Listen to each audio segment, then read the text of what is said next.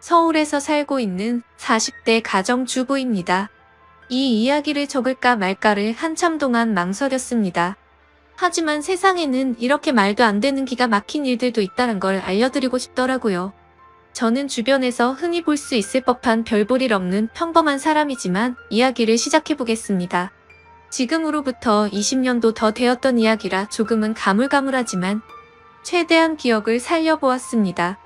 저는 그 당시에 나름대로 학벌도 괜찮았었고 사업을 하시는 아버지 덕분에 항상 풍족한 삶을 살고 있었을 때였습니다.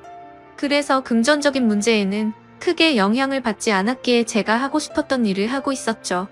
남들이 보면 왜 그런 일을 하냐고 할 수도 있지만 제 직업은 어릴 때부터 꿈꿔왔었던 플로리스트였습니다. 요즘 같은 시대에는 나름대로 많은 사람들이 꽃을 사고는 하지만 20년 전만 하더라도 너무 경쟁력이 없는 직업이었죠. 하지만 저는 어릴 때부터 남들과는 유별나게 달리 꽃을 너무 사랑했었습니다. 그리고 단순히 꽃을 파는 사람이 되고 싶었던 게 아니었어요. 꽃이라는 식물에 대한 지식들을 사람들에게 알려주고 싶었고 예술적으로 다가가서 꽃을 디자인하는 그런 사람이 되고 싶었습니다.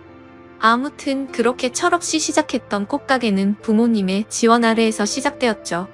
하지만 어느 정도 잘 되기는 어렵단 걸 알았지만 생각보다 더 처참했었네요. 장사도 잘 되지 않자 자꾸만 부모님께 손을 벌리게 되자 마음이 많이 지쳐갔습니다. 그러던 어느 날이었습니다. 왠지 꽃집에는 어울리지 않을 법한 건장한 남자분께서 들어오셨죠. 저는 반가운 마음에 환하게 웃으면서 어떤 꽃을 찾으세요? 라고 물어봤습니다. 그러자 그 남자분은 쭈뼛대시더니 손가락으로 빨강색 튤립을 가리키더라고요. 빨강색 튤립의 꽃말은 영원한 사랑을 고백하는 뜻이 담겨져 있었기에 요즘 같은 세상에 이렇게 로맨틱한 남자가 다 있구나 싶었었죠. 그렇게 그 남자분을 보내면서 예쁜 사랑하시길 바랄게요 라고 말했습니다. 그 남자분은 엄청 당황해하며 인사를 하고는 재빨리 나가버렸었죠. 그런데 다음날에도 그 손님은 어김없이 찾아오더군요. 그리고 그 다음날도 또 그 다음날도 찾아왔습니다. 하루도 빠짐없이 매일같이 찾아와서 솔직히 뭔가 이상하다 싶었고 별의별 생각이 다 들더군요.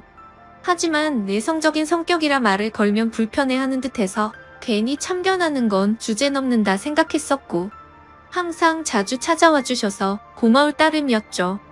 그렇게 그 남자분이 오신 지도 열흘 정도가 다 되어가던 날 사고가 터지고 말았습니다. 여자 혼자서 영업하던 가게라서 항상 위험에 노출되어 있었지만 그때는 철이 없어서인지 겁도 없이 그런 걱정은 딱히 하지 않았죠. 처음 보는 남자가 들어오더니 갑자기 돌변하더니 당장 돈을 다 꺼내라고 협박을 한 거였죠. 살면서 처음 마주하는 강도였습니다. 저는 순간적으로 너무 무서워서 펑펑 울어버리면서 강도가 시키는 대로 돈을 다 꺼내서 전해줬습니다. 그렇게 뒤돌아서서 나가는가 싶었는데 갑자기 문 쪽으로 다가가더니 문을 잠궈버리더군요. 순간적으로 나 정말 큰일 났다 싶었고 제발 살려주세요 라고 소리를 질러댔습니다. 하지만 강도놈은 비열하게 웃으면서 제게 다가오고 있었고 저는 벌벌 떨고 있었습니다. 그런데 그때 때마침 유리창이 와장창 깨지는 소리가 들렸습니다. 저는 무슨 일인가 궁금했지만 무서운 나머지 차마 고개를 들 수가 없었습니다. 소리를 들어보면 누군가가 유리창을 깨고 들어와서 강도와 몸싸움을 벌여가면서 욕을 해대더라고요. 그렇게 몇 분이 흘렀던 것 같습니다. 펑펑 울고 있는데 주변의 소리가 조용해지더니 저에게 놀라서 덜덜 떨리는 목소리로 물었습니다. 괜찮아요? 어디 다친 곳 없어요? 저는 익숙한 그 목소리에 천천히 고개를 들었습니다. 얼굴을 보는데 저희 가게에 자주 오던 바로 그 남자분이었죠. 하지만 고마운 것도 고마운 거지만 상태가 심각해 보였습니다. 얼굴은 퉁퉁 부어서 엉망진창이었고 옷에 피가 계속해서 나오고 있더라고요.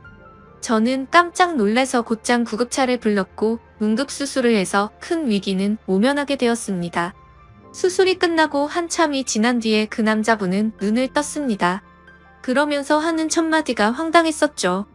응급수술까지 할 정도로 크게 다친 사람이 저를 보자마자 어디 다친 데 없냐고 하더군요. 그 말에 저는 누가 누굴 걱정해야 하는지 모르겠다며 저도 모르게 또 눈물이 났죠.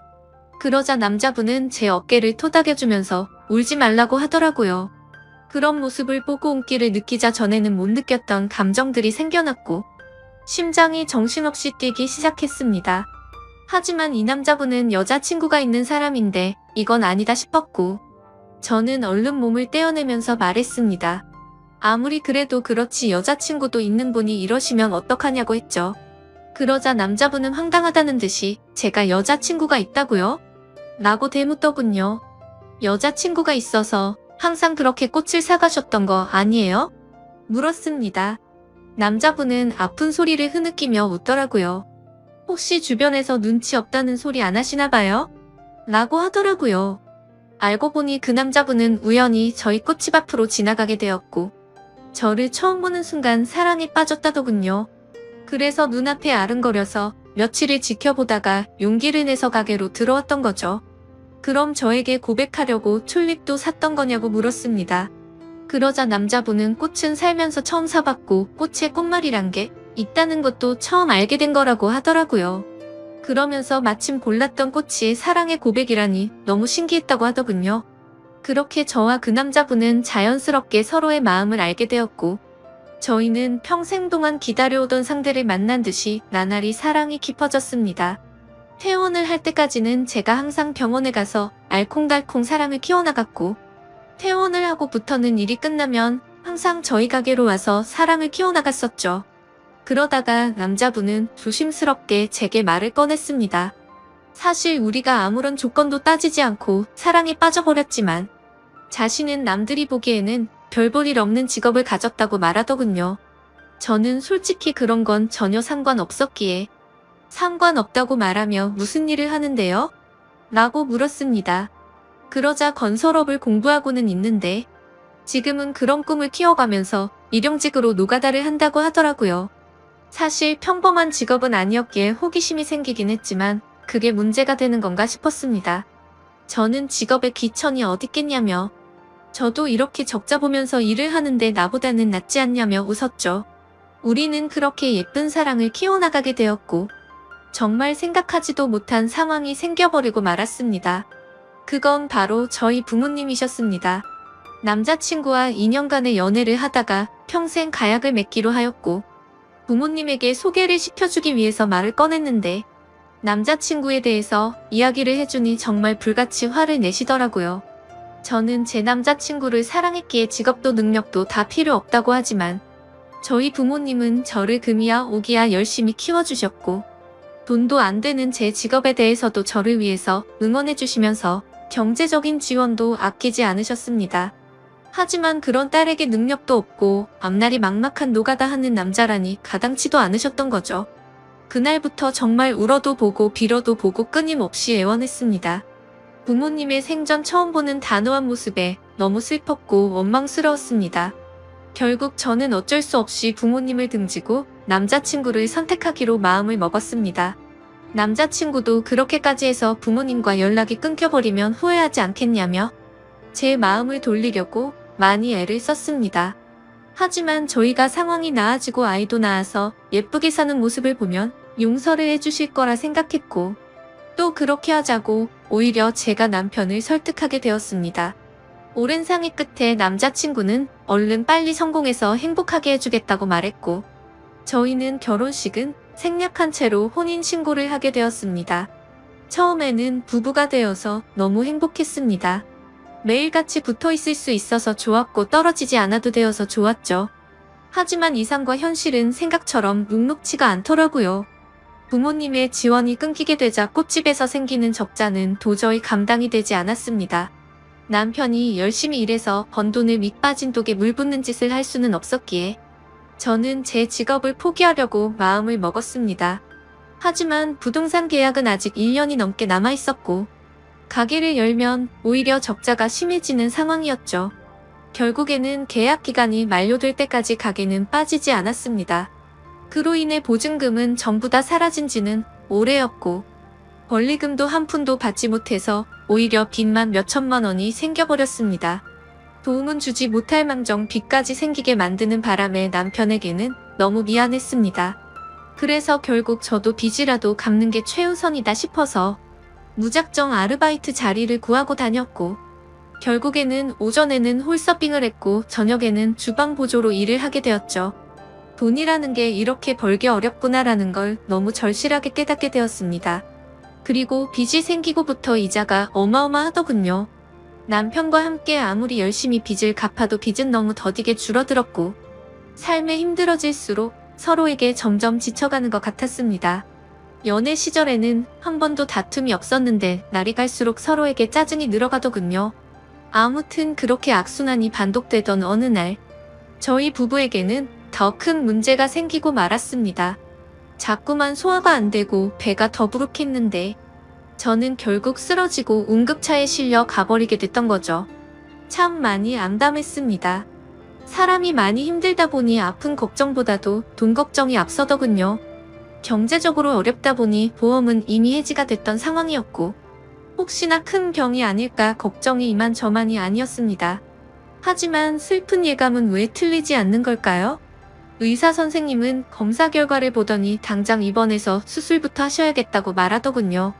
지금 위쪽에 암이 발견됐는데 생각보다 크게 전이되지는 않았는데 시간이 가면 갈수록 너무 위험한 상태라서 당장 수술 날짜를 잡아야 한다고 했습니다.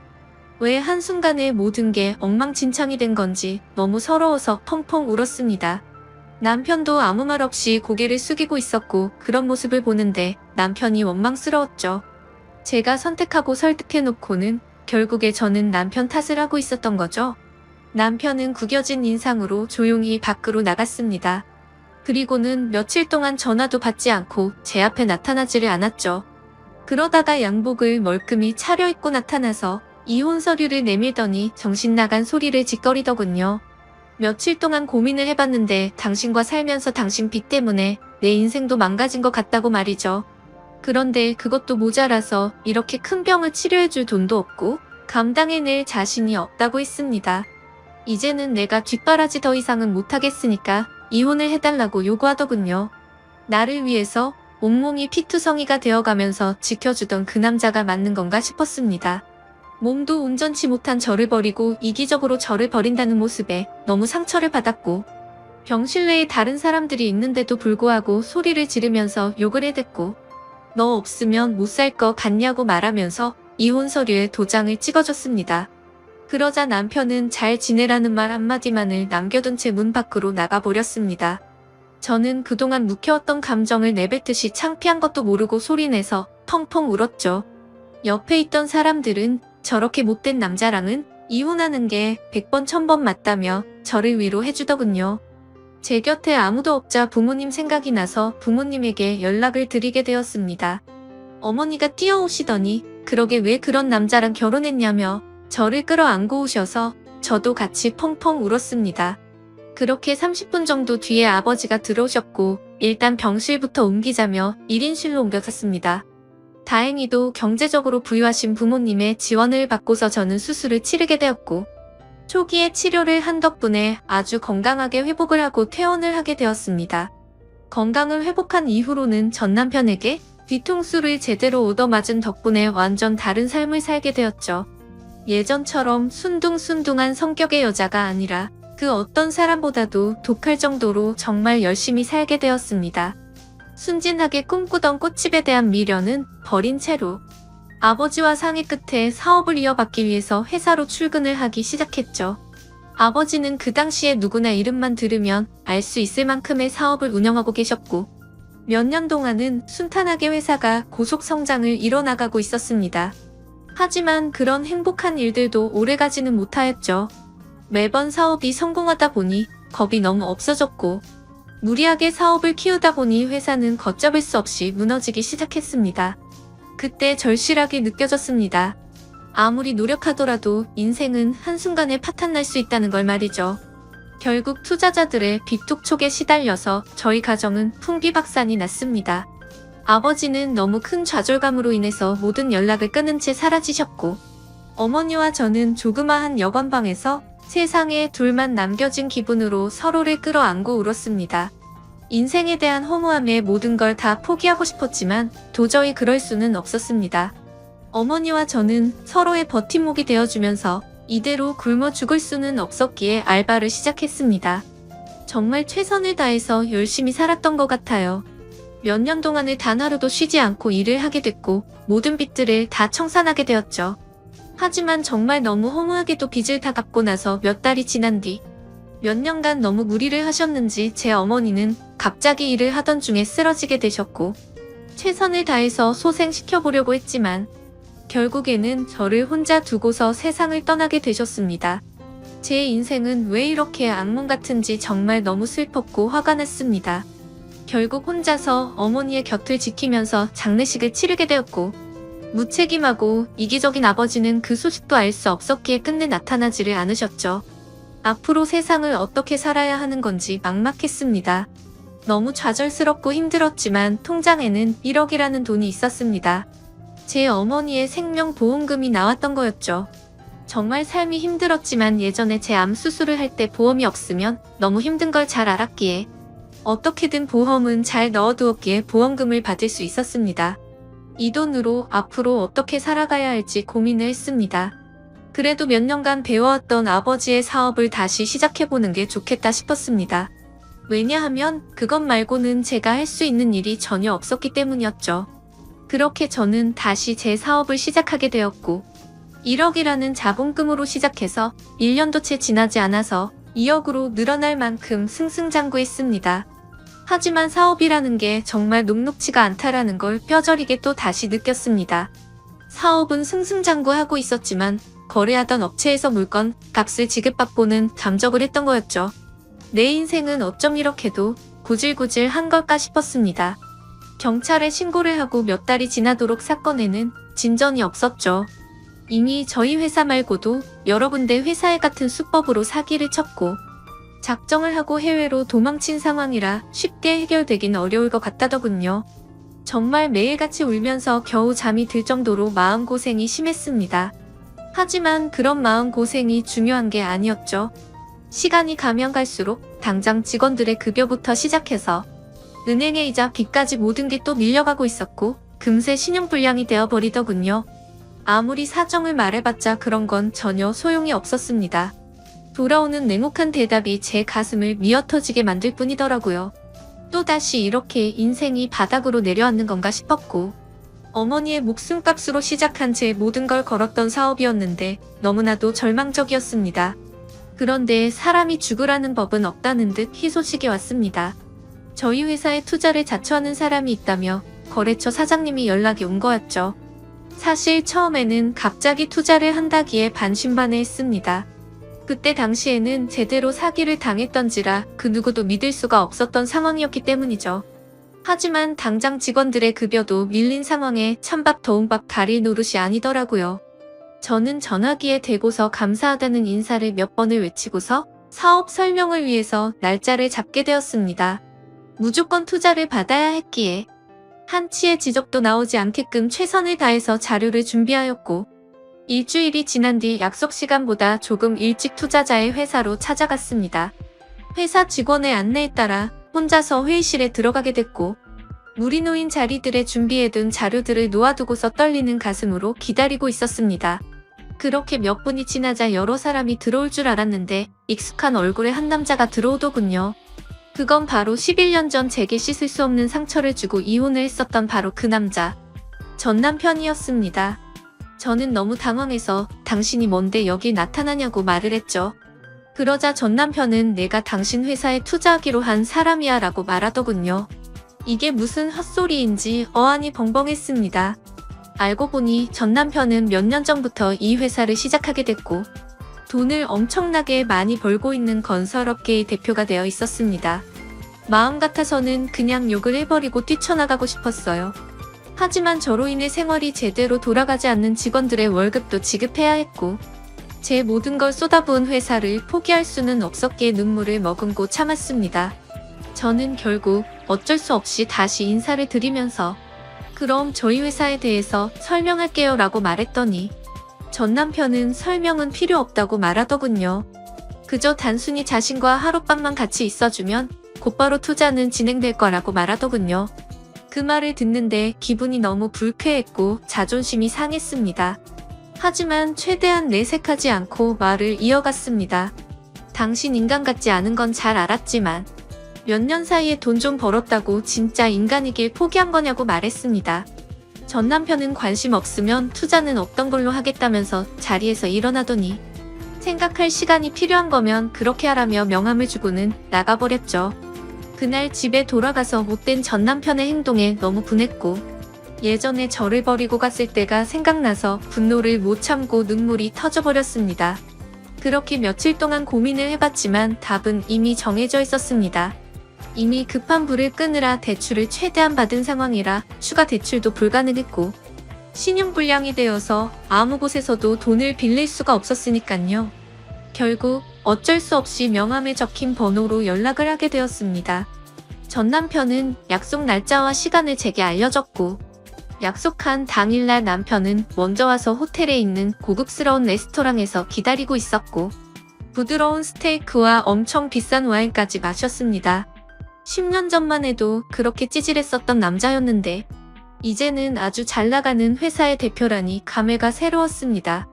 그렇다고 증오하는 마음은 너무 컸었기에 그 자리가 불쾌했고 기분이 나빴습니다. 그래서 말을 걸어도 무표정으로 대충 대답만 하고 있었죠. 아무튼 그렇게 불쾌한 식사 시간이 끝나고 나서 미리 잡아둔 방으로 같이 향했습니다.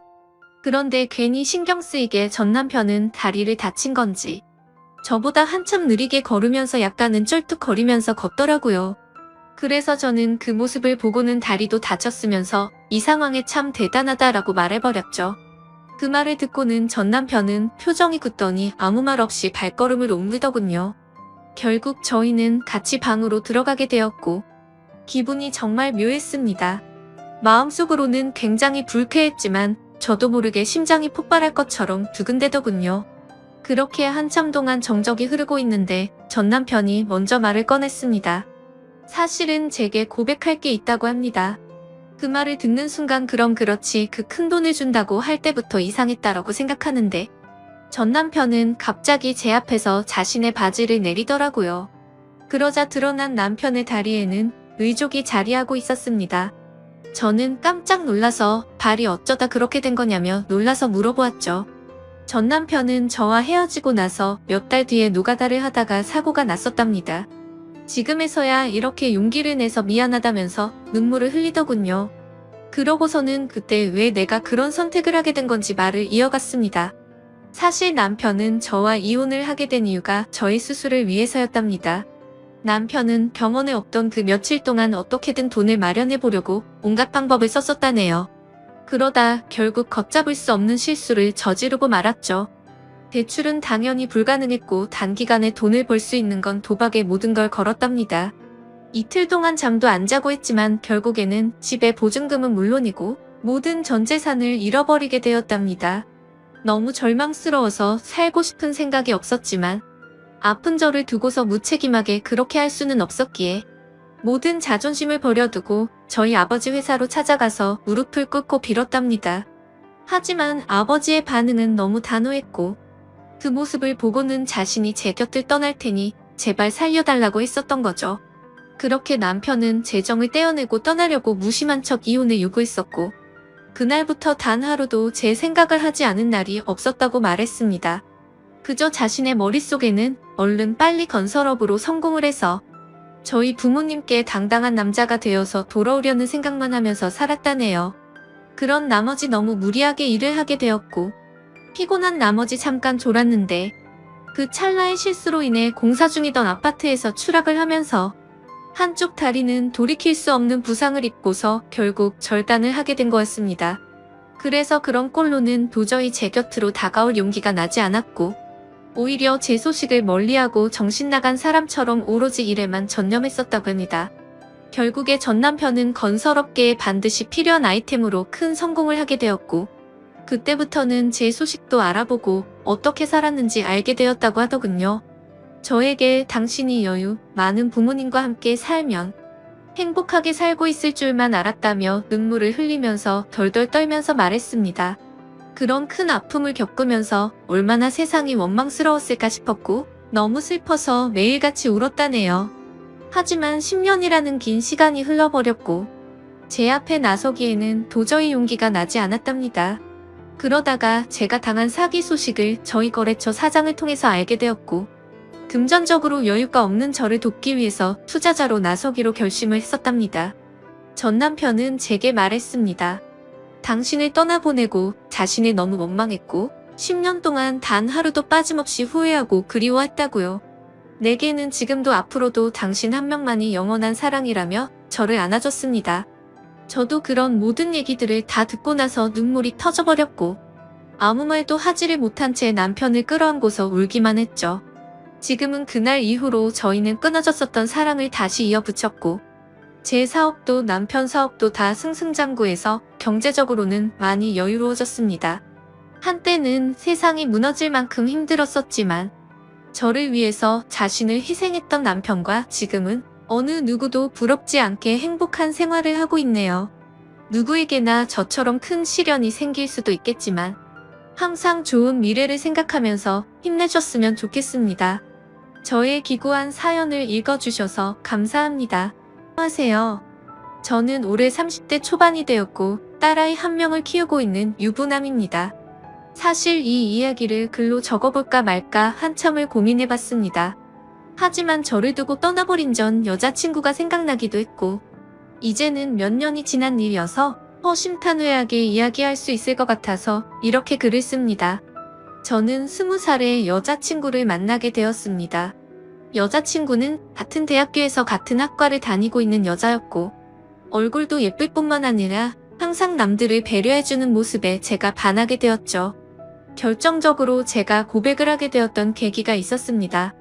저희는 사회복지학과였고 그룹으로 과제가 있어서 같이 실습을 나가게 되었던 거죠. 그런데 여자친구는 불우한 환경을 직접 겪어서 그런 건지 하루 종일 눈가에 눈물이 맺혀 있더니 결국에는 혼자서 울고 있는 모습을 보게 되었습니다. 그런 모습을 보면서 참으로 마음이 가엽고 남들을 생각하는 마음이 깊다라는 걸 깨닫게 되었던 거죠. 그날 이후로 한참을 고백을 할지 말지를 고민하고 또 고민했습니다. 왜냐하면 저는 군대를 빨리 가려는 계획이었고 심지어 입대 날짜도 정해져 있던 상황이었습니다. 만약 사귀게 된다 하더라도 3개월 정도 밖에 자유롭게 만날 수밖에 없는 상황이었기에 당연히 고백을 한다는 자체만으로도 너무 이기적이고 나쁜 놈으로 밖에 볼 수가 없었던 거죠.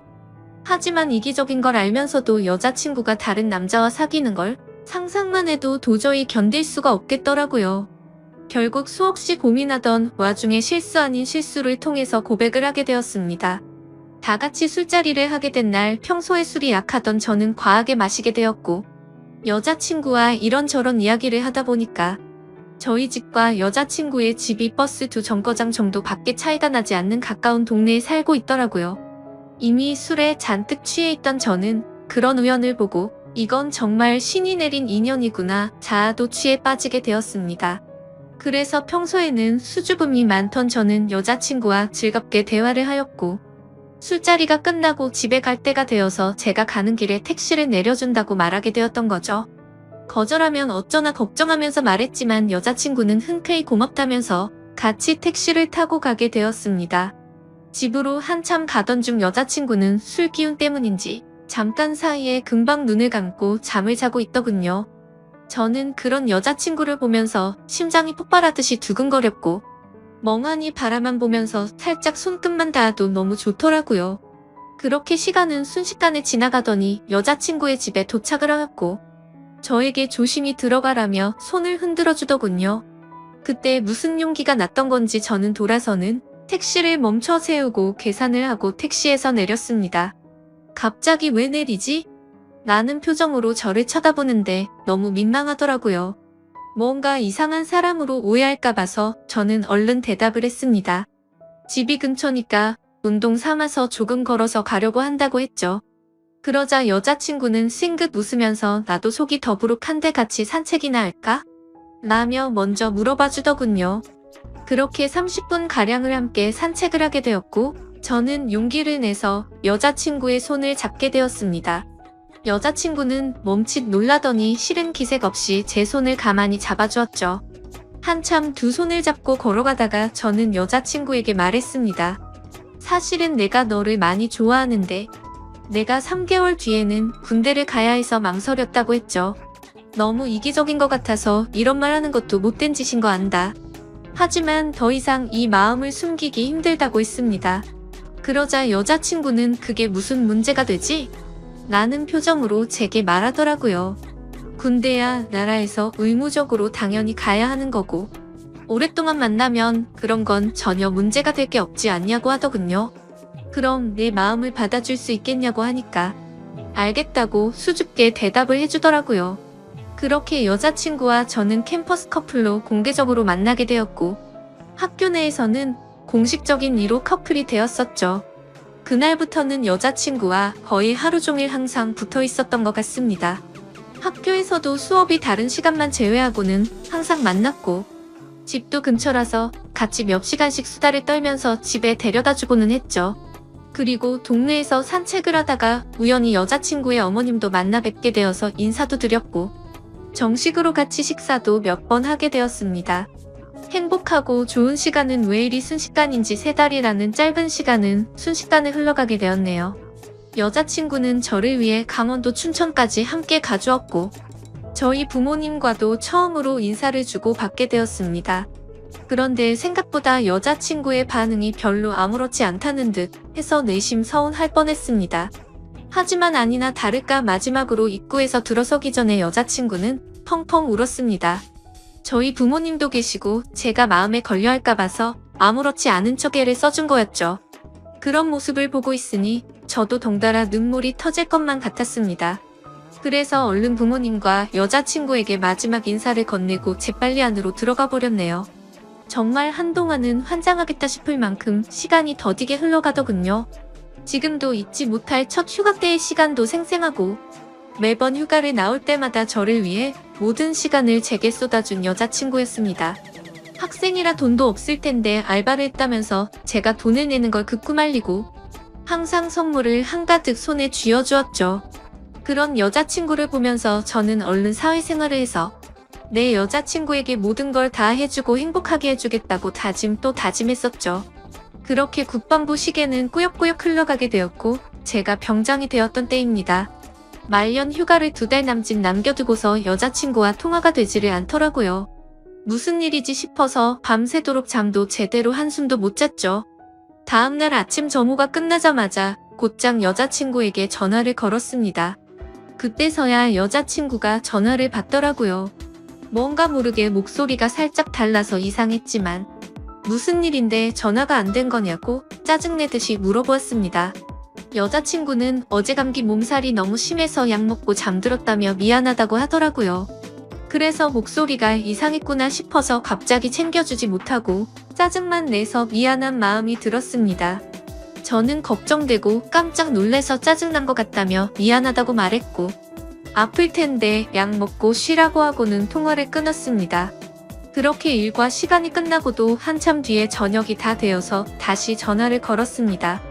여자친구는 지금은 몸이 좀 괜찮다고 대답을 해주었고 저는 안심을 하게 됐죠.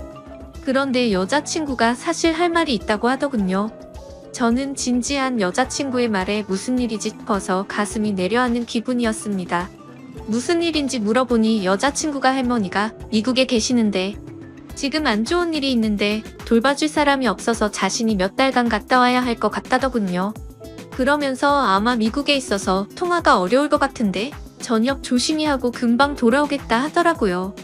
저는 나름 걱정한 것보다는 다행이라는 생각에 그럼 조심히 다녀오고 편지라도 꼭 하라고 했습니다. 그렇게 그날 여자친구와 마지막으로 통화를 하게 되었습니다. 안 그래도 더딘 국방부 시계는 여자친구가 미국으로 떠나고 나서부터는 시간이 더욱 더디게 가더군요. 하지만 결국 시간은 더디게 흐르고 흘러저는 드디어 전역을 하게 되었죠. 당연히 전역을 하고서 여자친구와 함께 여행도 가고 행복한 시간을 가질 줄 알았습니다. 하지만 제 곁에는 여자친구가 없었기에 도저히 행복한 기분이 들지가 않더라고요. 그래서 저는 여자친구가 편지로 알려준 미국 전화번호로 전화를 걸었습니다.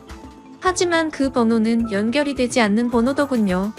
그렇게 몇 날 며칠을 기다렸지만 제가 전역을 한 걸 당연히 알 텐데 연락이 오지 않았습니다. 저녁의 기쁨보다도 우울한 기분만이 가득했습니다. 온갖 생각이 다 들더니 내게 거짓말을 하고 나를 버린 건가라는 생각이 들더라고요. 도저히 참지 못하고 며칠 동안을 여자친구의 집 근처를 배회하였습니다. 그러다가 제 두 눈을 의심하면서 심장이 내려앉는 것만 같았습니다. 미국에 갔다던 여자친구가 아파트 단지로 들어오더니 집으로 향하더군요. 저는 너무 화가 나서 당장 뛰어가서 크게 소리를 지르면서 불러 세웠습니다. 깜짝 놀란 여자친구는 엄청 당황해하는 표정을 짓더니 갑자기 울어버리더군요. 저도 너무 당황한 나머지 갑자기 왜 그러냐면서 어깨를 토닥여 주었습니다. 그러자 갑자기 제게 정말 죄송해요라고 하더라고요. 갑자기 존댓말로 미안하다고 하는데 이게 무슨 일인지 도저히 이해가 되지 않았죠. 그렇게 아무 말 못하고 있으니 여자친구인 줄 알았던 그녀는 지혜 언니의 쌍둥이 동생이랍니다. 여자친구에게 쌍둥이 동생이 있다고 얼핏 들은 것 같은데 이렇게 똑같이 생겼을 줄은 몰랐죠. 저는 울고 있는 여자친구의 동생에게 제가 소리 질러서 많이 놀랬죠. 제가 죄송해요라고 말했습니다. 그런데 아무 말 없이 펑펑 울기만 하더라고요. 이걸 어떻게 해야 하는 건가 당황해 하는데 뒤에서 제 이름을 부르는 익숙한 목소리가 들렸습니다.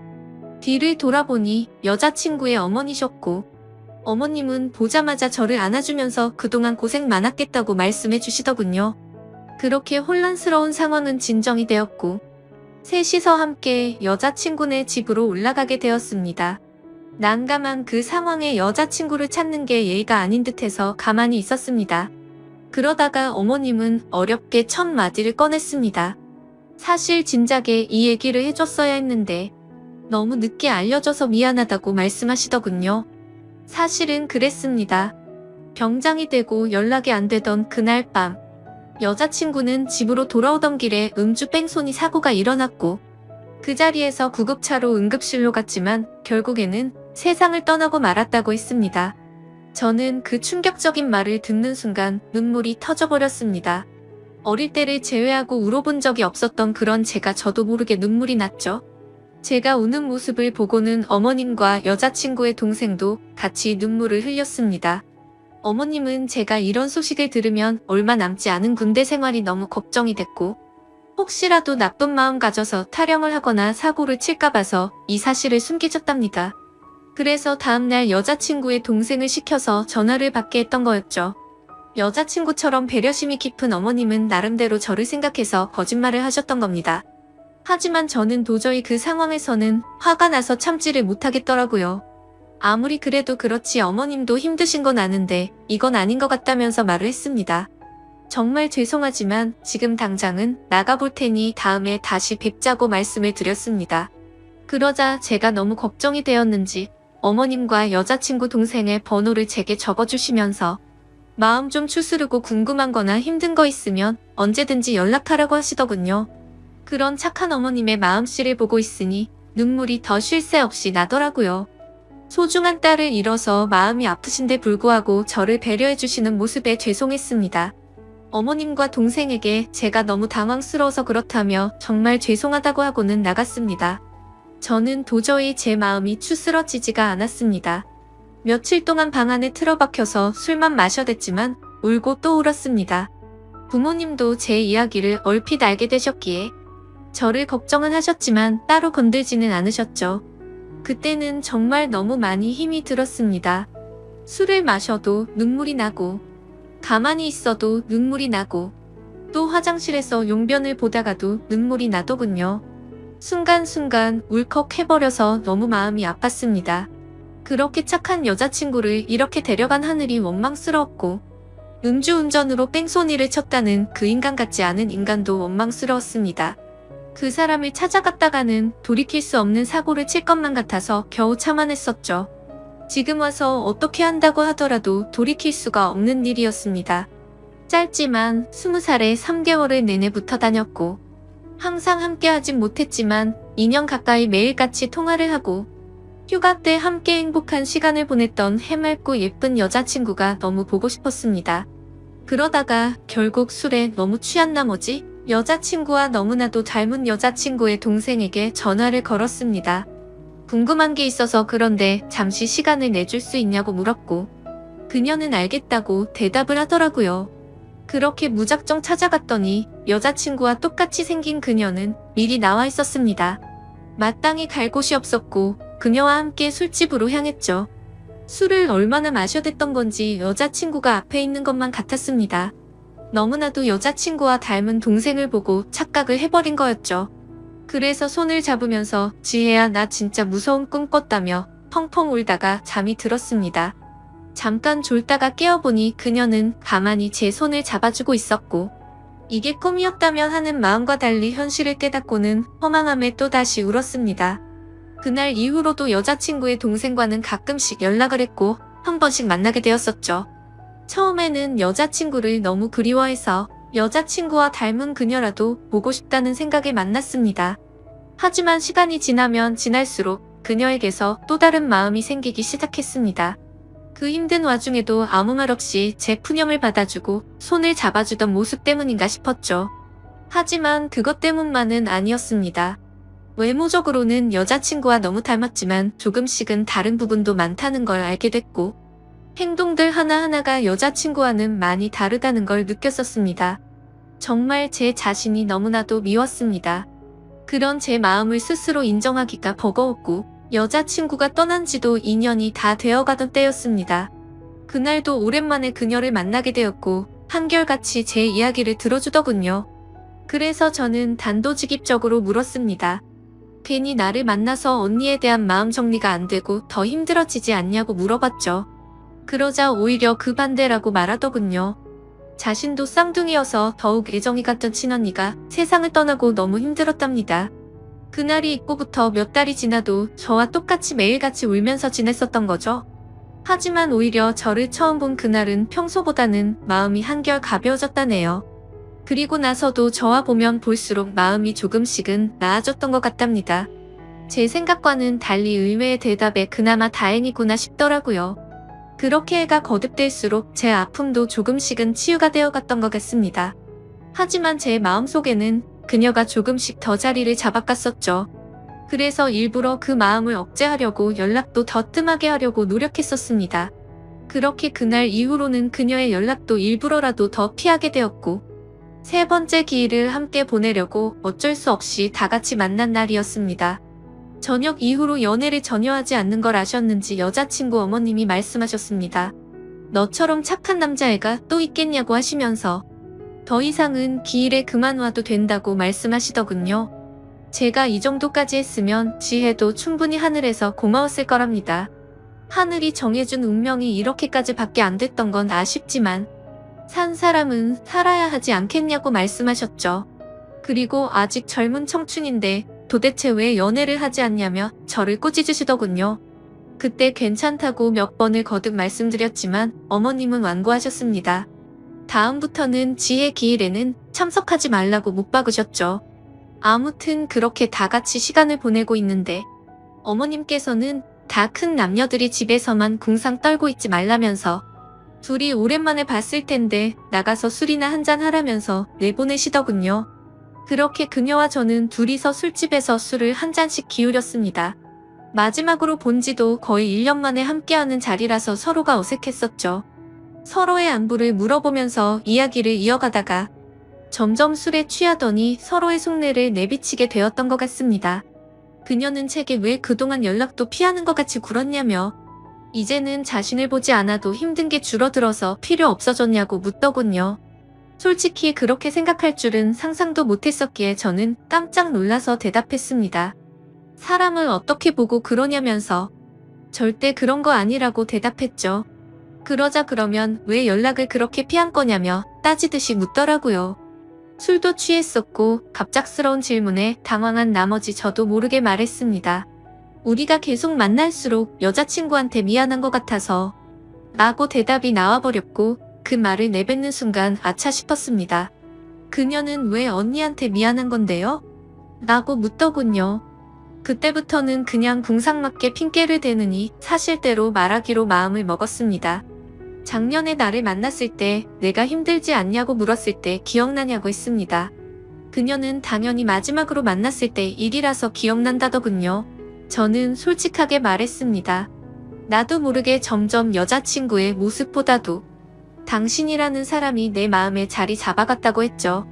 하지만 감히 어떻게 세상을 떠난 여자친구의 동생과 만날 수가 있겠냐며 내 마음이 자꾸만 흔들려서 일부러라도 계속해서 연락을 피한 거라고 했습니다. 그 말을 들은 그녀는 한참 동안 아무런 대답도 없었습니다. 그렇게 둘 다 어색하게 술만 한 잔씩 마시고 있다가 10분 정도를 가만히 있더니 고심 끝에 대답하듯 그녀가 말했죠. 저도 마찬가지예요 라고 대답하더군요. 순간적으로 제 귀를 의심하고 곧바로 되물었습니다. 마찬가지라고요?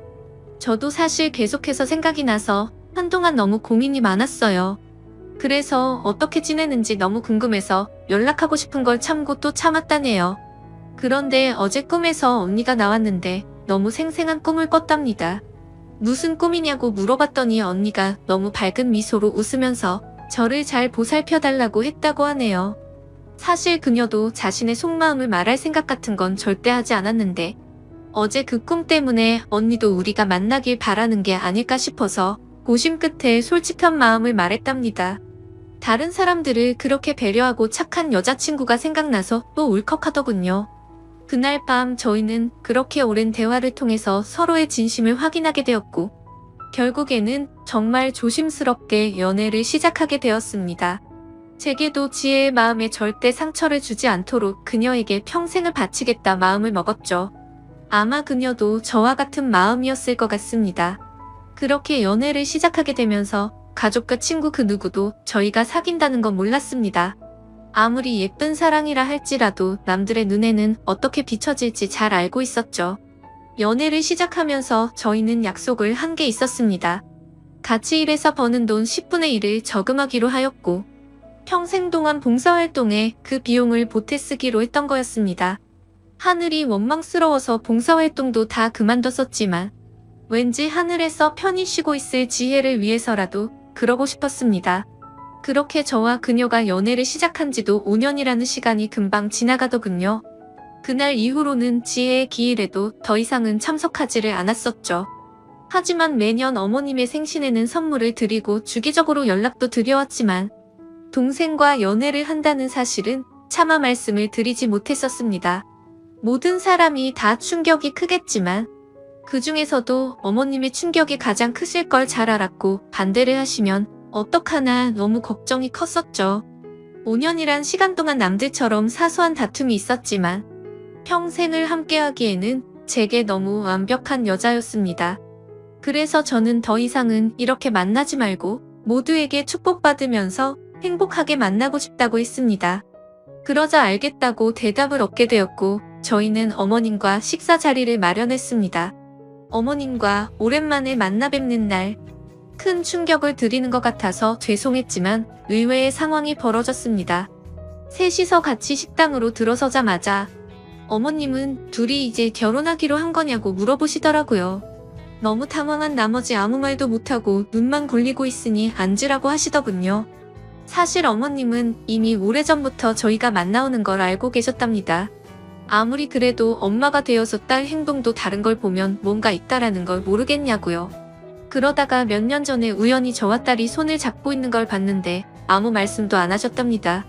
그때는 당연히 너무 충격적이어서 어머님도 당황했지만 만나다가 헤어질 수도 있는 거고 운명이 이런 거라면 받아들여야겠다 생각하셨다네요. 그리고 소름 끼치게 신기한 건 어머님의 꿈에서도 지혜가 나왔답니다. 그러더니 저와 그녀의 손을 마주 잡게 해주고는 웃으면서 떠났다고 하시더라고요. 소설이나 드라마에서나 나오는 이야기인 줄 알았는데 너무 신기해서 닭살이 다 돋았죠. 아무튼 너무 걱정을 많이 했었던 어머님의 반대는 없었고 저와 그녀는 결국 결혼을 하게 되었고 지금 제 아내가 되었습니다. 솔직히 지금도 지혜를 생각하면 너무 가슴이 저려오고 눈물도 날 때가 많습니다. 아내와 함께 술을 마시거나 여행을 가서도 함께 많이 울었고 제 인생에서 가장 소중한 딸아이가 태어날 때도 너무 많이 울었습니다. 그만큼 오랜 시간 동안 마음고생도 많았었고 혹시라도 지혜가 우리의 딸로 돌아와 준 게 아닐까란 생각도 하면서 아내와 저는 같은 생각과 마음으로 딸아이에게 더 많은 사랑과 애정이 가더라고요. 앞으로도 제가 이 세상을 떠날 때까지 저에게는 영원히 평생 가슴속에 남을 사랑은 단 2명일 겁니다. 너무 밝고 착한 마음으로 아름답게 세상을 바라보게 해줬던 지혜와 하루하루가 지옥 같고 절망적이었던 저를 숨을 쉴 수 있게 해주고 그 어느 누구보다도 가장 큰 행복을 주고 있는 지금의 제 아내 말이죠. 앞으로도 평생을 주변 사람들에게 봉사하면서 살아갈 테니 행복할 수 있도록 좋은 마음으로 응원해주세요. 감사합니다. 안녕하세요. 저는 30대 후반의 평범한 남자이고 현재는 서울에서 조그마한 식당을 운영하면서 살아가고 있습니다. 원래는 아내와 함께 행복한 미래를 꿈꾸면서 시작하게 된 음식점인데 지금은 처제와 단둘이서 식당을 운영하고 있네요. 정말 남들에게는 결코 일어나지 않을 법한 말도 안 되는 일들이 제게 일어나게 되었죠. 사실 저는 주변 누구보다도 착하지 못한 그런 삐뚤어진 시선으로 세상을 바라보며 살아가고 있었습니다. 어릴 때부터 저는 몸이 정말 허약한 체질이었습니다. 흔히 생각하시는 약골의 얼굴도 못난 탓에 저도 모르게 학창시절 내내 왠지 모를 주변 사람들의 시선에 사람을 기피하게 되었던 거죠. 그리고 더 사람을 기피하게 된 것도 처음 짝사랑하게 된 여자에게서 너무 아픈 상처를 받게 되었습니다. 그때가 중학교 때였는데 그 당시 담임 선생님의 지시로 분기별로 3개월에 한 번씩 짝을 바꿔서 앉았었습니다.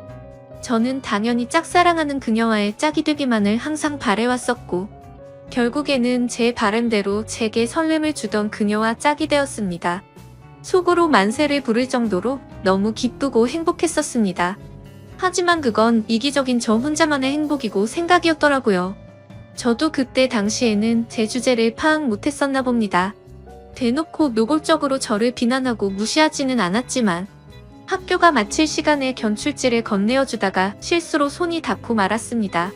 근데 얼른 피하듯이 하더니 더럽고 짜증난다는 듯이 행동을 하더라고요. 정말 그 사건으로 인해서 저는 너무 큰 상처를 받게 되었습니다. 그날 이후로 성인이 되어서까지 트라우마로 인해서 30 초반이 될 때까지 여자에 대한 거부감으로 단 한 번의 연애도 하지를 않고 살았죠. 물론 여자를 만날 수 있는 기회가 없지는 않았습니다. 다행히도 나이가 들면서 점점 외모적으로도 자신감이 생겨갔고 나름대로 저와 사귀고 싶다는 표현을 했던 여자들도 있었으니깐요. 하지만 기억 속에 그 일 이후로부터 제 마음은 너무 굳게 닫혀서 열릴 생각을 하지 못했던 거죠. 아무튼 저는 몇 년 전까지만 해도 그냥 이렇게 편하게 혼자 살아가려고 했었습니다. 직업에 대한 자부심도 있었고 굳이 결혼에 대한 필요성도 느끼지를 못했었거든요. 남들처럼 집안이 화목하거나 그렇지도 못해서 가족에 대한 중요성도 와닿지 못했었고 요즘에는 일부러 결혼을 하지 않고 살아가려는 사람들도 많은 시대라고 생각했습니다. 아무튼 미래에 대한 생각도 별로 없었고 그냥 그저 그런 하루하루를 지내고 있던 어느 날이었습니다.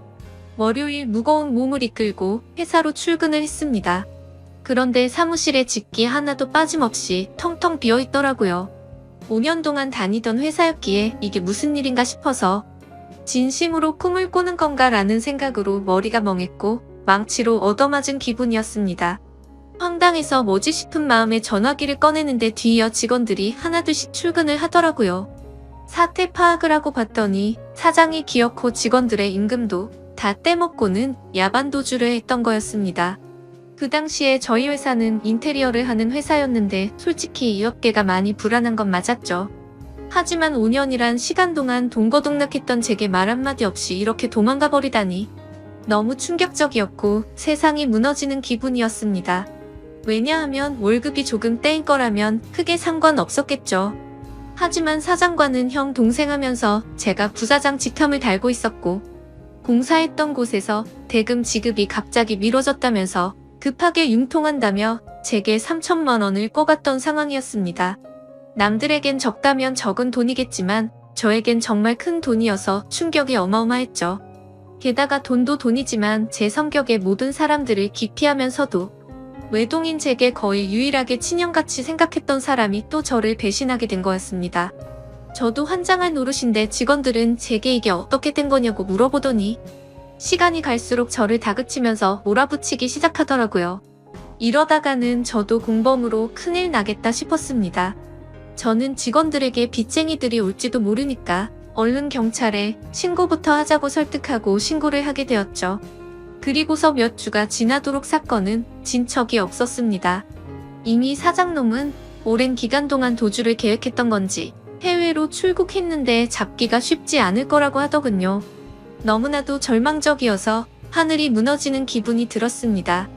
그래서 이렇게 있다가는 큰 사고라도 치겠다 싶어서 저는 무작정 지갑만 챙겨서 제주도로 향했습니다. 그냥 모든 걸 다 잊고 싶었고 전 재산을 날린 것도 아니니까 차근차근 다시 시작하면 되겠지라는 마음을 가지려고 애를 썼습니다. 아무튼 그렇게 저는 제주도에서 가장 외진 곳에 위치한 펜션에서 숙박을 하게 되었죠. 사실 그때는 아무리 마음을 차분하게 먹으려고 애써봤지만 도저히 정신이 온전할 수가 없더라고요. 결국 기분이 너무 심란해서 생애 처음으로 펜션에서 숯불 바비큐를 준비하고는 소주만 연신 들이부으면서 청승맞게 혼자서 술을 마시고 있었습니다. 그런데 갑자기 옆에서 조용히 저기요 라며 저를 부르더군요. 저는 갑자기 들린 여자 목소리에 어버버대면서 깜짝 놀라고 말았죠. 그 모습을 보더니 여자 2명이 저를 쳐다보면서 제가 놀라는 모습이 웃겼던 건지 웃음을 겨우겨우 참아가면서 저를 보고 있더라고요. 너무 민망해서 얼버무리면서 대답을 했더니 자기네들이 해녀 체험을 하고 왔는데 둘이 먹기에는 너무 많고 버리기엔 아깝다면서 혹시 해산물 좋아하면 좀 나눠줄까요? 라고 물어보더라고요. 저는 여자랑 대화를 하는 것조차 너무 소심했던 성격인지라 그녀의 눈도 마주치지 못하고 생각이란 필터를 거치지도 못하고 감사합니다 라고 대답을 해버렸습니다. 아무튼 그렇게 나눠준 해산물도 같이 구우면서 주위를 둘러봤더니 펜션에 묵는 사람들이 저와 그 2 여자밖에 없는지 엄청나게 조용하더라고요. 뭔가 뻘쭘하게 혼자서 소주를 마시면서 먹고 있는데 제가 해산물을 줬던 여자가 말을 걸더라고요. 제주도에 혼자 여행 오신 거냐며 너무 낭만적인 것 같다고 하면서 혼자 심심하시지 않냐고 괜찮으면 자기네들이랑 같이 마시는 거 어떻겠냐고 묻더라고요. 평소에 저였다면 절대로 합석은 꿈도 꾸지 못했을 겁니다. 그런데 솔직히 말해서 어릴 적 짝사랑했던 여자 이후로 처음으로 제 눈에 너무 쏙 들어오는 여자였습니다. 그리고 술도 많이 마셔서 조금 취한 상태였기에 어디서 나온 용기였는지 그러자고 대답을 하게 되었죠. 그렇게 그녀들과 저는 합석을 해서 함께 술을 마시게 되었고 이야기를 들어보니 그 둘은 친자매였고 어제 숙소에 도착을 했고 일주일간 머물다가 간다고 하더라고요. 저도 열흘 정도를 예약한 상태라고 했더니 잘 됐다면서 그러면 지내는 동안 잘 지내보자고 먼저 손을 건네더군요. 저는 너무 숙맥처럼 쭈뼛거리며 손을 마주 잡고 인사를 했고 술이 취하면 취할수록 2 자매와 저는 재미난 이야기들을 하게 되었습니다. 그때 드는 생각이 저도 모르게 말로 나와버렸습니다. 사실 혼자서 괴로움을 삭히려고 왔는데 혼자 있을 때는 더 괴롭더니 지금은 괴로운 게 다 잊혀지고 너무 즐거운 것 같다고 말했습니다. 그러자 언니였던 제 이상형의 그녀는 무슨 일이냐고 제게 물어봤고 저도 모르게 그동안의 고충을 푸념하듯이 얘기를 하고 말았죠. 그런데 그런 지루하고 재미없는 얘기인데도 불구하고 그녀는 너무 진지하게 저를 똑바로 쳐다보면서 이야기를 들어주고 진심 어린 조언을 해주더라고요. 생전 처음으로 느껴보는 친절함에 저는 너무 행복했고 설레었습니다. 그렇게 꿈처럼 행복했던 시간을 보내다가 자리를 끝마치게 되었죠. 다음날 저는 전날 있었던 일에 민망해져서는 만나면 인사를 먼저 건네야 하나? 아니면 아는 척을 하지 말아야 하는 건가 온갖 생각과 고민을 했었습니다. 그러나 그런 고민들이 무심하게도 밖에 담배를 피러 나갔더니 그녀는 반갑게 저를 보고 웃으며 인사를 하는데 심장이 쿵 하고 내려앉는 것 같았죠. 여행하러 와서는 하루 종일 주무시냐며 인사를 건네는데 저도 어색한 인사로 답을 했습니다. 그러더니 오늘 우리 같이 밥 먹으러 가기로 한 거 잊었냐면서 묻더라고요. 저는 취한 나머지 해선 안 될 짓을 했구나 싶었고 괜히 여행 방해되고 싶지 않다며 어제 했던 말은 잊으라고 말하며 재밌게 여행을 즐기라고 했죠. 하지만 그녀는 끝내 고집을 피우더니 결국 그날 하루 종일 2 자매와 저는 여행을 함께 보내게 되었습니다. 그러다 보니 자연스럽게 그녀들과 저는 같이 붙어 다니며 매일같이 여행을 함께 즐기게 되었고 정말 꿈만 같던 시간은 너무 순식간에 지나가 버리더군요. 그렇게 2 자매의 마지막 날이 되었습니다. 솔직히 좀 많이 서운하더라고요. 고작 며칠밖에 안 되는 시간 동안 저는 그녀에게 더욱 빠져들었고 마지막 인사를 건네는데 저는 도저히 용기가 나지 않았습니다. 그때 그녀는 갑자기 제게 포옹을 하면서 덕분에 즐거운 여행이었다고 말을 건네주더군요. 너무 외롭게 살아오던 저는 순간적으로 마음이 울컥해서 눈물이 날 뻔했습니다. 그렇게 그녀들을 떠나보내고 혼자서 남은 여행을 보내는데 이건 도저히 여행이 아니다 싶더라고요. 행복한 시간들이 끝나고 나서 또다시 괴로움이 시작된 건 아니었습니다. 오히려 그녀와 지낸 시간들 덕분에 괴로움은 이미 잊은 지 오래였고 그녀를 또다시 보고 싶다는 생각이 너무 간절해지더라고요. 그래서 저는 인생을 살면서 가장 큰 용기를 내게 되었죠. 평생 혼자서 살다가 연애는 꿈에서조차 생각 못하던 제가 그녀와 함께 행복한 시간을 갖고 싶었습니다. 집으로 돌아온 저는 진짜 하루 종일 고민을 하다가 용기를 내서 그녀에게 전화를 걸었습니다. 어두침침한 제 성격과는 다르게 그녀는 반갑다는 듯이 밝게 전화를 받아주었습니다. 저는 조심히 잘 가셨는지 해서 연락드렸다고 하니까 그녀는 그렇지 않아도 조심히 여행 잘 마쳤는지 궁금했다고 되물어 봐주더군요. 그렇게 몇 마디를 주고 받게 되었고 어차피 제가 말을 잘하는 편도 아니었기에 단도직입적으로 말했습니다. 제가 주말에 서울에 일이 있어서 가게 됐는데 시간 괜찮으면 밥이나 먹을까요? 라고 물어봤습니다. 그러자 잠깐의 고민도 없이 그녀는 그러자고 대답을 했고 약속을 잡은 뒤에 통화를 끊게 되었죠. 얼마나 긴장을 했던 건지 손이 떨리고 등에 땀이 흘러내릴 정도였습니다. 며칠 뒤에 약속 시간에 그녀와 다시금 만나게 되었고 행복한 시간은 또 다시 순식간에 흘러가더라고요. 그날은 그냥 정말 보고 싶다는 생각이 갔던 거지 고백을 하려거나 그런 마음은 전혀 없었습니다. 하지만 마지막으로 들어간 와인바에서 와인을 마시다 보니 또 헤어지는 게 너무나 슬프더군요. 저는 그녀에게 앞으로도 계속해서 보고 싶다고 말했습니다. 그러자 그녀는 다른 여자들과 달리 제 마음을 알아줬는지 더 이상은 떠보지 않았고 제 손을 잡아주더라고요. 그렇게 제 인생에서 가장 사랑하는 그녀와 저는 연인이 되었고 남들에겐 힘들다고 하던 장거리 연애가 제게는 너무나 행복한 나날이었습니다. 아무리 멀다 한들 그녀를 매주 볼 수 있다는 건 제게는 너무 과분한 일이었죠. 우리는 그렇게 행복한 연애를 3년간 이어갔고 그녀 덕분에 저는 과거와 비교하면 너무나도 정반대의 사람이 되어 있었습니다. 새로운 직장에서 사람들과 웃으면서 대화도 잘 이어갔고 성실하고 착한 그녀를 따라서 고아원의 봉사활동을 다녔는데 제 마음이 너무 평온해지는 걸 느꼈습니다. 하루하루가 너무 행복해졌고 이렇게 살아갈 수만 있다면 가정이라는 걸 꾸려서 평생을 행복하게 지내고 싶다라는 생각이 들더라고요. 저는 그렇게 달라진 제 스스로에게 결심을 하고 그녀에게 청혼을 하였습니다. 그녀는 제 청혼을 받아주었고 저희는 결국 사랑의 결실을 맺게 되어 결혼을 하게 되었죠. 그 당시에 아내는 서울에서 처제와 함께 조그만한 식당을 운영하고 있었습니다. 그래서 아내와 상의 끝에 제가 이직을 하기로 했고 결혼을 하면서 제가 서울로 올라오게 되었죠. 아내와 저는 인생에서 가장 행복한 부부처럼 그 누구도 부럽지 않게 지냈습니다. 결혼한 지 2년 동안 한 차례도 다툼이 없을 정도로 주변에서 누구나가 예쁘게 봐주었죠. 그렇게 행복한 나날들을 보내다가 제가 다니던 회사가 또 다시 부도가 나면서 저는 일자리를 또 잃게 되었습니다. 그때부터는 이렇게 불안한 직업을 하는 게 맞는 건가라는 고민에 빠져들었고 막상 또 새로운 일자리를 구하려고 하니 직장 생활에 지쳐 있었죠. 그러다 힘들어하던 중 아내와 더 오랜 시간을 붙어있고 싶었고 그동안 모은 돈을 보태어서 새로운 식당을 여는 게 어떨까 생각이 들었습니다. 저는 인테리어 회사를 다니던 경험을 살려서 아내가 모르게 직접 발품 팔아서 새로운 식당 자리도 알아보고 양식에 어울리는 인테리어 포트폴리오를 만들어서 아내에게 말했습니다. 더 이상 내 일에 흥미를 잃어서 직장에 다니는 건 그만하고 당신과 처제를 도와서 가게를 더 크게 해보고 싶다고 하면서 설명을 해줬죠. 한참 아무 말 없이 지켜보던 아내는 제 선택을 존중해주면서 그러자고 했고 그날부터 저와 아내 그리고 처제는 새로운 식당을 열기 위해서 분주하게 준비를 했습니다. 결국 저희는 나름 작지만 예쁜 식당을 열게 되었고 기대 이상으로 식당은 장사가 잘 되었습니다. 제 선택에 있어서 정말 많이 불안했고 걱정도 많았는데 이렇게 행복해도 되나 싶었죠.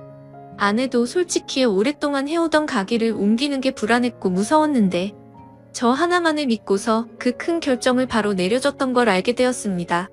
저는 착한 아내에게 너무 고마웠고 평생을 행복하게 해줄 거란 마음을 제 가슴에 되새겼죠. 하지만 하늘이 너무 원망스럽게도 제 바람과 그 행복은 산산조각이 나게 되었습니다. 아내가 일을 하던 도중에 갑자기 쓰러지게 되었습니다. 처음에는 가게가 바쁜 탓에 과로해서 그런 거겠지 하며 아내를 안심시켰었죠. 며칠 뒤 정밀 검사를 받아본 결과가 나왔고 의사 선생님은 너무 위험한 위치에 암이 발견되었다고 말하더군요. 드라마나 영화에서나 들어봤지. 이런 일이 제 아내에게 생길 줄은 정말 상상조차 못했기에 그 자리에서 바로 눈물이 났습니다. 의사 선생님이 말을 이어갔습니다. 이런 말씀드릴 때가 자신도 가장 마음이 아프다고 하면서요. 솔직히 말해야 할 것 같다며 아무래도 너무 위험한 수술이 될 것 같다고 하면서 아내분에게도 솔직히 말씀을 드려야 한다고 하더라고요. 그 말을 듣는데 아내를 처음 만났던 제주도에서 처음 만난 그날 밤이 떠오르고 그동안의 일들이 순식간에 주마등처럼 지나가는데 저도 모르게 애처럼 펑펑 울어버렸습니다. 아내에게 이 모든 사실을 솔직하게 털어놓는다는 게 너무나도 어려웠습니다. 하지만 저를 저보다도 잘 아는 아내는 저를 보자마자 눈치를 채더라고요. 펑펑 울어서 알아본 건지 너무 경직되어 있는 저를 알아본 건지 저는 있는 사실 그대로를 말해줬습니다. 아내는 괜찮은 척하면서 오히려 저를 위로해주면서 말을 하더라고요. 솔직히 너무 무섭고 화도 나고 슬프지만 저를 만나서 그동안 너무 행복했다며 그래도 위험하긴 하지만 끝까지 포기는 하지 않을 테니까 좌절하지 말자고 하더군요. 그 말을 듣는 순간 제가 너무 부끄러웠습니다.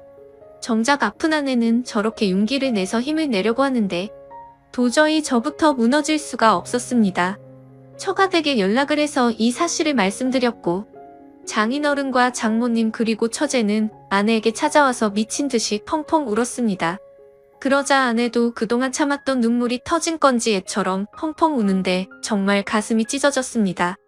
그렇게 아내는 항암 치료를 시작하게 되었고 날이 가면 갈수록 급속도로 야위어가는 아내를 보고 있으니 모든 게 너무 원망스러웠습니다. 괜히 나를 만나서 아내가 이렇게 아프게 된 것만 같고 죽을 만큼 너무나도 힘이 들었습니다. 그렇게 힘든 시간을 지나서 아내의 수술이 있기 전날 밤 아내와 저는 한참 동안 이야기를 나누었습니다. 그때 처음으로 알게 되었던 건 아내도 제주도에서 처음 본 그날 저에게 호기심이 생겼고 관심이 갔었다고 하더군요. 그래서 다음날 같이 밥 먹자는 약속을 한 적이 없었지만 일부러 거짓말을 해서 같이 합류해서 여행을 한 거였다고 하더라고요.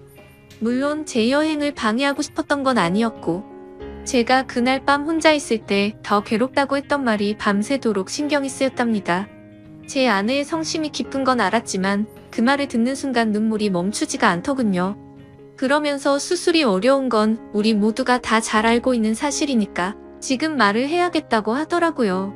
혹시라도 자신이 잘못되더라도 제발 당신 탓이라고 생각하지 말고 행복했으면 좋겠다고 말했습니다.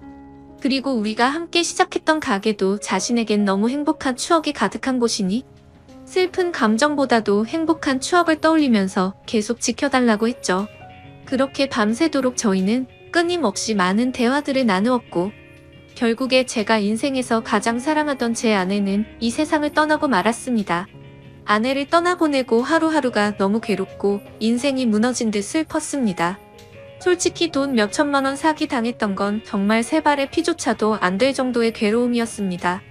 정신 나간 사람처럼 죽을 만큼 술을 마셔대기도 해봤지만 다 소용없었습니다. 시간이 지나면 이 아픔이 줄어들 수 있을까 싶은 생각만 가득했습니다. 그렇게 집에서 틀어박혀서 지낸 지 몇 주가 지났을 무렵이었습니다. 항상 조용하고 내성적이던 처제가 집에 들어와서는 마치 다른 사람처럼 온갖 잔소리를 늘어놓기 시작하더라고요. 언니가 지금 이 꼴을 보려고 그렇게 떠나간 줄 아냐면서 화를 내더군요. 형부 혼자서만 힘든 줄 착각하지 말라며 주변 사람들 생각해서 제발 그만하라면서 화를 내다가 울더라고요. 정말 예전이나 지금이나 너무 이기적인 나쁜 놈이었습니다. 저뿐만 아니라 모두가 다 힘들어도 꿋꿋이 버텨내고 있다라는 생각이 들더군요. 울고 있는 처제에게 다가가서 저도 같이 울면서 미안하다고만 되뇌었죠. 그러다 처제와 함께 밖으로 나가서 같이 술을 한잔하면서 이야기를 나누었습니다. 가게는 이렇게 계속 문을 닫아둘 거냐고 물어보더라고요. 솔직히 아내 생각에 미쳐버릴 것 같아서 가게 근처도 갈 수가 없었습니다. 하지만 그건 너무 비겁한 짓이란 것 정도는 알았죠. 그런 생각을 하던 찰나에 처제도 저와 같은 생각을 말하더군요. 언니 생각에 자신도 가게 근처도 못 가겠다며. 근데 언니가 제게 했던 말을 처제에게도 똑같이 했더라고요. 마지막으로 부탁한다면서 좋았던 추억 가득한 가게를 계속했으면 좋겠다고 했답니다. 사실 아내가 왜 그렇게 가게에 집착하는지는 저도 잘 알고 있었습니다. 아내는 저와 제 처제를 생각해서인 마음도 당연히 있었지만 너무 착한 심성에 그동안 어려운 아이들에게 무료급식을 주던 걸 멈추지 않기를 바랬던 거였죠. 세상에 어떻게 이런 착한 여자가 또 있을까요? 사실 이런 마음을 갖고 있는 것도 가게를 가게 된 날 알게 되었습니다. 첫째와 저는 아내의 부탁을 이어나가기 위해서 결심을 했고 다음날 가게로 나갔습니다. 몇 주간 비워져 있던 가게임에도 불구하고 구석구석 너무 깔끔하게 청소가 다 되어 있었습니다. 그리고 그곳에 놓여져 있던 편지가 있었죠. 아내는 가족들과 저에게 너무 많이 미안하답니다. 제게는 평생 행복하게 함께 지내면서 흰머리 나는 것도 보고 싶었고 우리에게 아이도 낳아서 행복한 미래를 꿈꿨는데 너무 마음이 아프다네요. 그러면서 자신을 대신해서 아이들에게 도움을 주면서 평온함을 느껴줬으면 좋겠답니다. 스스로 자책하지 말고 세상에 주어진 걸 감사하게 느끼면서 주변 사람들에게 사랑을 베풀다 보면 우리는 또 다시 금방 만나서 행복하게 지낼 거라고 하네요. 첫째와 저는 그 편지를 읽고 또 한바탕 울어버리고 말았습니다.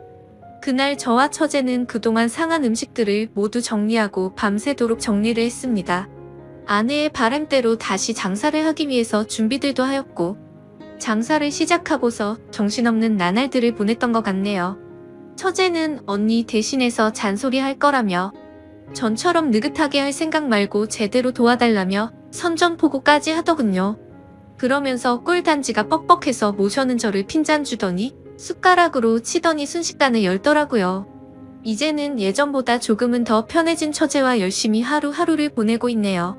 이 글을 쓰면서도 제 인생에서 제일 행복함을 느끼게 해준 제 아내가 너무 그립고 보고 싶습니다. 아마도 이 마음은 제가 아내를 찾아갈 때까지 영원하겠죠. 긴 사연 읽어주셔서 감사드립니다.